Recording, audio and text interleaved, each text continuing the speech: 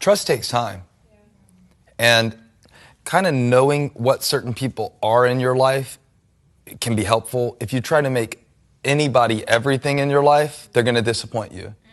They can't be that. That's not fair to them. So having people that you go, man, I trust, for instance, Chunks with my life. I trust him with my wife. I trust him with my kids. I won't trust him to ask him what he thinks about a song lyric. I never ask him, like, what do you think, this or that? Because that's not who he is in my life. But when it comes time to get it out, I trust nobody more to do it and look after me. So knowing the role that people have in your life, and then making sure, I think when you really don't trust God, then you're always going to be suspicious of people.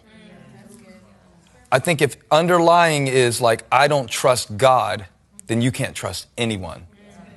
If you do trust God, deep down, then like Joseph said to his brothers, you meant it for evil, God meant it for good. He's the one I trusted. So then even if people let you down or don't do what they were supposed to do, you still had that foundational trust in God. Yeah. The only way you build that is the same way you build it with people. Trust takes time. Yeah.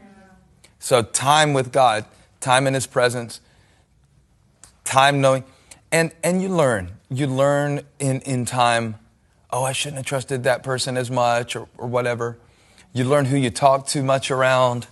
You learn everybody doesn't need to know everything about me. And you might get different people in your life. You might have one friend that you trust them to listen and never say a word of what you say. Yeah.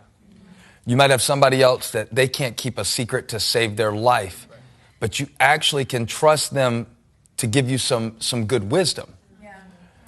It's just going to take a lot of people, so make sure that none of them take the place of God in your life, and no matter what they do, you'll be okay. Because somebody's going to let you down if they haven't already. And you'll be okay if your trust is in God.